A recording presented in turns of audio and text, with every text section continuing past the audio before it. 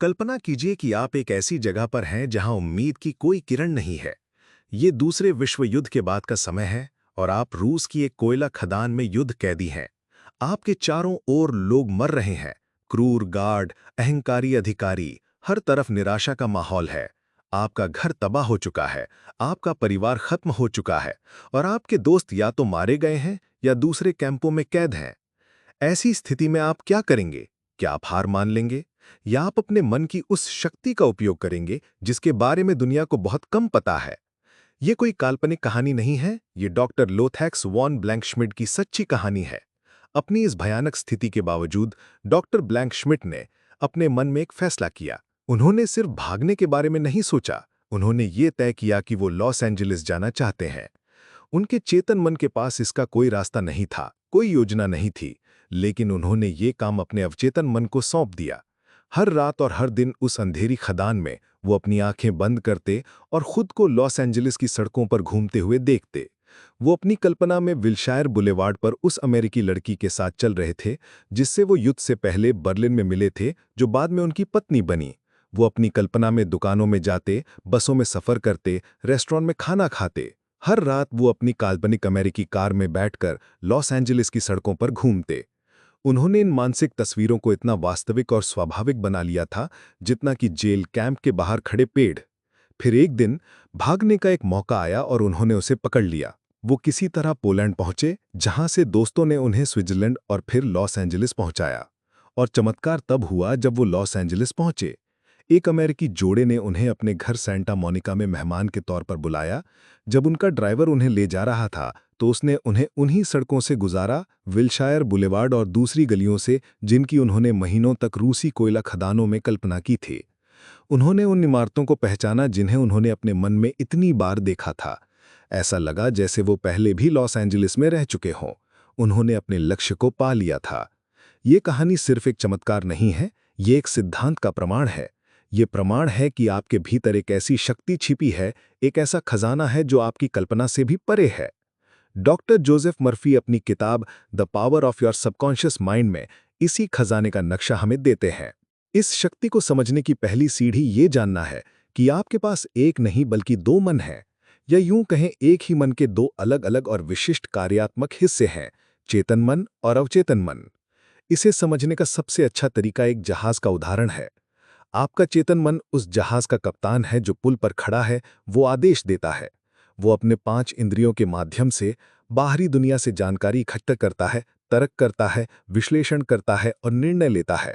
वो तय करता है कि जहाज को कहाँ जाना है। वहीं आपका अवचेतन मन वो विशाल जहाज, उसका इंजन रूम और उसके कर्मचारी हैं।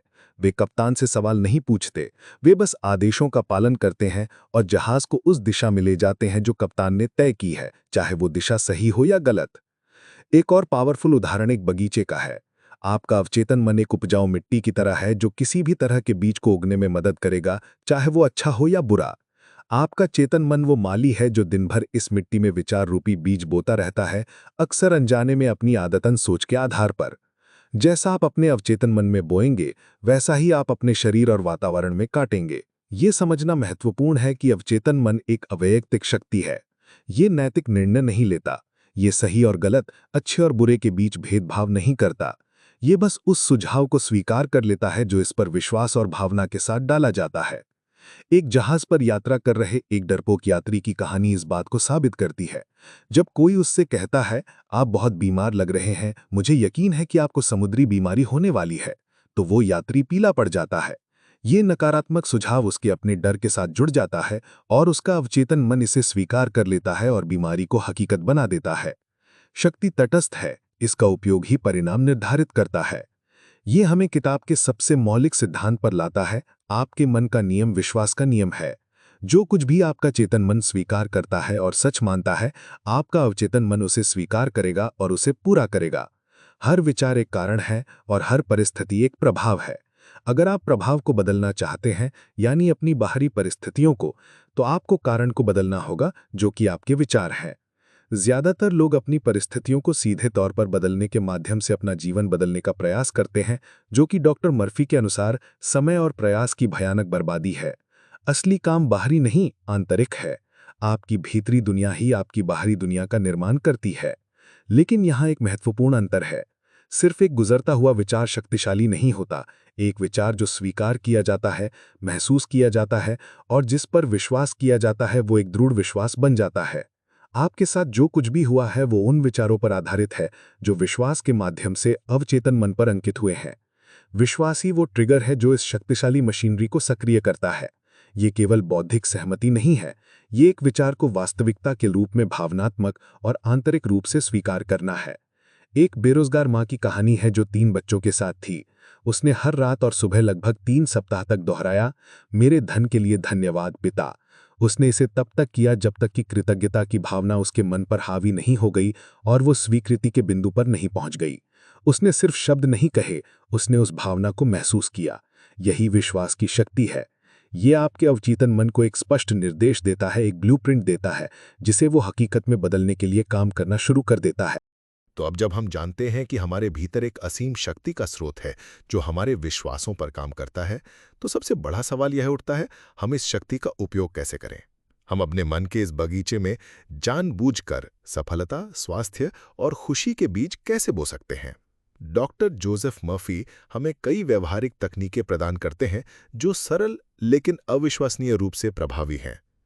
पहली और सबसे बुनियादी तकनीक है सुझाव और सकारात्मक कथनों की शक्ति। आपका अवचेतन मन सुझाव के प्रति अत्यधिक ग्रहणशील है। आत्म सुझाव यानी ऑटो सजेशन का अर्थ है अपने आप को कुछ निश्चित और विशिष्ट सुझाव देना। जब आप सकारात्मक कथन या एफर्मेशंस का उपयोग करते हैं तो आप प्रभावी रूप से अपने अवचेतन मन के नकारात्मक पैटर्न को पुनर्व्यवस्थित कर रहे होते हैं। इसे समझने के लिए एक बहुत ही सरल उदाहरण लें। जब एक बच्चा ब्लैकबोर्ड पर लिखता है 3 + 3 = 7, तो ये सच नहीं होता। लेकिन जब शिक्षक पुष्टि करता है 3 + 3 = 6, तो बच्चा गलती सुधार लेता है। इसी तरह यदि हमारा अवचेतन मन कुछ गलत कर रहा है तो हम एफर्मेशंस देकर उसे सही रास्ते पर ला सकते हैं और वो खुद ही रास्ता सुधार लेता है। लेकिन यहाँ एक बहुत महत्वपूर्ण चेतावनी है। ये काम मानसिक बल या इच्छा शक्ति से नहीं किया जाना चाहिए। डॉक्टर मर्फी इसके खिलाफ सख्त चेतावनी देते हैं। इच्छा शक्ति संघर्ष का प्रतीक है। यह सुझाती है कि आप किसी विरोधी शक्ति से लड़ रहे हैं। यह मानसिक संघर्ष पैदा करता है और अवचेतन मन हमेशा प्रमुख विचार को स्वीकार करता है जो इस मामले में संघर्ष ही है। इसके बजाय कुंजी कल्पना और भावना में है, संघर्ष में नहीं। आपको अपने अवचेतन मन से लड़ना नहीं है, बल्कि पूरी तरह से शांत होकर उसे अच्छे विचार देने हैं। ये हमें दूसरी तकनीक पर लाता है जो शायद सबसे शक्तिशाली है, मेंटल मूवी मेथड या विजुअलाइजेशन की शक्ति। कल्पना आपकी सबसे शक्तिशाली क्षमता है। आपका अवचेतन मन शब्दों से ज्यादा तस्वीरों और भावनाओं की भाषा समझता है। मेंटल मूवी तकनीक में आप अपनी आंखें बंद करते हैं और वांछित अंतिम परिणाम की कल्पना करते हैं। लेकिन आप इसे सिर्फ देखते नहीं हैं, आप इसे महसूस करते हैं। यदि आपकी प्रार्थना का उत्तर अभी मिल जाए तो आप कैसा महसूस करेंगे? उस भावना को महसूस करें। अपनी इच्छा के पूरे होने की भावना ही रहस्य है। एक गायिका की कहानी है जिसे मंच पर जाने से बहुत डर लगता था। एक बार वो मंच की स्टेज फियर की वजह से असफल भी हो चुकी थी। उसने इस तकनीक का इस्तेमाल किया। उसने बार बार खुद को मंच पर खूबसूरती से और आत्मविश्वास से गाते हुए कल्पना की। उसने तालियों की गड़गड़ाहट और उस प्रदर्शन से मिलने वाली खुशी को महसूस किया। उसके अवचेतन मन ने इसे एक वास्तविकता के रूप में स्वीकार कर लिया और जब वो वास्तव में मंच पर गई तो उसने एक शानदार प्रदर्शन किया और प्रतियोगिता में प्रथम पुरस्कार जीता। उसने अपनी वास्तविकता को पहले अपने मन में बनाया और फिर अवचेतन मन ने उसे बाहरी दुनिया में प्रकट कर दिया। ये प्रक्रिया ठीक वैसी ही है जैसा एक वास्तुकार एक इमारत बनाने से पहले करता है। वो पहले अपने मन में इमारत का एक स्पष्ट खाका तैयार करता है। वो जानता है कि वो क्या चाहता है। इसी तरह आपको अपने जीवन में जो कुछ भी चाहिए उसका एक स्पष्ट मानसिक चित्र बनाना होगा। अब सवाल यह है कि इन तकनीकों का अभ्यास करने का सबसे अच्छा समय कौन सा है। डॉक्टर मर्फी हमें स्वर्णिम घंटे के बारे में बताते हैं। 2 ऐसे समय जब आपका अवचेतन मन सुझावों के लिए सबसे अधिक खुला होता है, सोने से ठीक पहले और जागने के ठीक बाद। यह कुनींदी शांत अवस्था है जब आपके चेतन मन का तर्क और प्रतिरोध अपने सबसे निचले स्तर पर होता है। इस समय का लाभ उठाने के लिए 2 शक्तिशाली तकनीक हैं। पहली है निद्रा तकनीक। इसमें आप अपनी इच्छा को समाहित करने वाले एक छोटे शब्द या वाक्यांश को चुनते हैं और जैसे ही आप नींद में जा रहे होते हैं उसे एक लोरी की तरह धीरे धीरे और शांति से दोहराते हैं। ये चेतन मन के तर्कों को दरकिनार कर देता है और बीज को सीधे अवचेतन में बो देता है। दूसरी तकनीक है धन्यवाद तकनीक। ये एक अविश्वसनीय रूप से शक्तिशाली तरीका है जिसमें आप अपनी प्रार्थना का उत्तर मिलने से पहले ही उसके लिए कृतज्ञता महसूस करते हैं। जब आप अपनी इच्छित वस्तु के लिए धन्यवाद कहते हैं, जैसे कि वो पहले ही मिल चुकी है, तो आप खुद को ब्रह्मांड की सृजनात्मक शक्तियों के साथ संरेखित करते हैं। कृतज्ञ हृदय हमेशा अनंत बुद्धि के करीब होता है। उस बेरोजगार मां की कहानी याद करें जिसने केवल मेरे धन के लिए धन्यवाद पिता को दोहराकर अपनी वित्तीय स्थिति को बदल दिया, जब तक कि कृतज्ञता की भावना उसके मन पर हावी नहीं हो गई। इन दोनों तकनीकों में एक सामान्य तत्व है। वे ये मानकर चलते हैं कि वांछित परिणाम पहले से ही एक तथ्य है। लोरी एक स्थापित विचार को प्रभावित करती है। कृतज्ञता पहले से प्राप्त की गई भेंट के प्रति एक स्वाभाविक प्रतिक्रिया है। यह दर्शाता है कि अवचेतन मन चाहने, भीख मांगने या उम्मीद करने पर प्रतिक्रिया नहीं करता है। यह उस शांत आत्मविश्वास धारणा पर प्रतिक्रिया करता है कि जो चीज चाही गई है वो मानसिक और आध्यात्मिक तल पर पहले से ही वास्तविक है। यह प्रार्थना को एक याचना से बदलकर उस चीज की पुष्टि कर देता है जो पहले से ही अस्तित्व में है। अब जब हम अपने मन को प्रोग्राम करने की शक्तिशाली तकनीकों से लैस हैं, तो आइए उन्हें जीवन के दो सबसे महत्वपूर्ण क्षेत्रों, स्वास्थ्य और धन पर लागू करें। डॉक्टर मर्फी का दृढ़ विश्वास है कि बीमारी कोई सामान्य स्थिति नहीं है। स्वस्थ रहना सामान्य है, बीमार रहना असामान्य है। आपके भीतर एक महान चिकित्सक है, आपका अवचेतन मन। ये वही शक्ति है जिसने आपके शरीर का निर्माण किया है और इसलिए ये ठीक ठीक जानती है कि इसे कैसे ठीक किया जाए। एक पुरानी कहावत है, डॉक्टर घाव पर पट्टी बांधता है और ईश्वर उसे ठीक करता है। ये ईश्वर या अनंत उपचारक शक्ति आपके अवचेतन मन के भीतर ही मौजूद है। इस सिद्धांत का एक सबसे प्रेरणादायक उदाहरण एक अंधी महिला की कहानी है। वो दशकों से पूरी तरह से अंधी थी जब उसने एक आस्था चिकित्सक के बारे में सुना। उसे पूरा विश्वास था कि अगर वो वहां जा सकी तो वो ठीक हो जाएगी। जब उपदेशक ने उसकी आंखों से अपना हाथ हटाया तो उसने पूछा, क्या तुम देख सकती हो? उसने पूरे विश्वास के साथ कहा, हाँ। उसके परिवार की आंखों में खुशी के आंसू थे, लेकिन जल्द ही ये स्पष्ट हो गया कि वो ठीक नहीं हुई थी। वो स्पष्ट रूप से नहीं देख सकती थी। इसके बावजूद उसने हर सुबह और शाम अपनी चमत्कारी चिकित्सा और उत्तम दृष्टि के लिए धन्यवाद देना जारी रखा। उसके परिवार को लगा कि वो अपना मानसिक संतुलन खो रही है, क्योंकि वो देख सकने पर जोर दे रही थी, जबकि ये स्पष्ट था कि वो नहीं देख सकती थी। 2 महीने तक लगातार पुष्टि और अपनी उत्तम दृष्टि के लिए कृतज्ञता व्यक्त करने के बाद उसे रोशनी और छाया दिखाई देने लगी। जल्द ही उसे स्पष्ट छवियां दिखाई दीं और अंत में उसकी दृष्टि पूरी तरह से बहाल हो गई। ये कहानी एक गहरे सिद्धांत को उजागर करती है। चिकित्सा तब होती है जब विश्वास भौतिक इंद्रियों पर हावी हो जाता है। उसकी भौतिक इंद्रियों ने उसे बताया कि वो अंधी है, लेकिन उसका आंतरिक विश्वास बाहरी सबूतों से अधिक मजबूत था। उसने दिखावे के बावजूद अपने विश्वास पर जोर दिया। अवचेतन मन भौतिक वास्तविकता पर नहीं, बल्कि प्रमुख विश्वास पर प्रतिक्रिया करता है।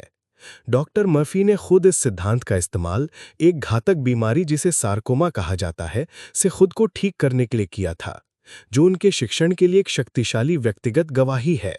ये प्रक्रिया वैज्ञानिक रूप से प्रलेखित प्लेसेबो प्रभाव से निकटता से जुड़ी हुई है, जहां किसी इलाज में व्यक्ति का विश्वास वास्तविक शारीरिक उपचार उत्पन्न कर सकता है।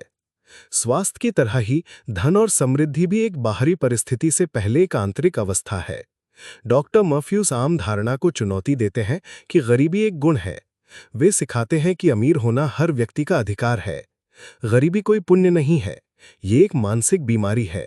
यदि आप लगातार कमी, अभाव और वित्तीय संघर्ष के बारे में सोचते हैं, तो आपका अवचेतन मन इन विचारों को स्वीकार करेगा और आपके जीवन में और अधिक कमी पैदा करेगा।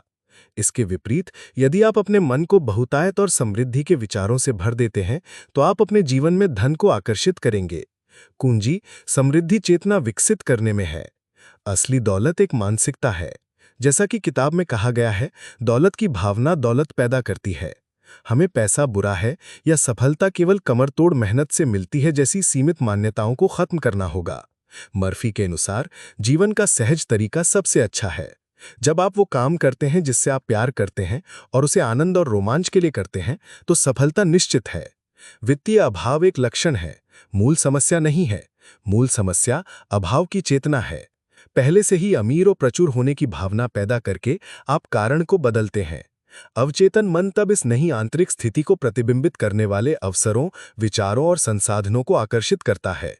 इस चेतना को विकसित करने के लिए डॉक्टर मर्फी एक बहुत ही सरल लेकिन शक्तिशाली व्यायाम सुझाते हैं।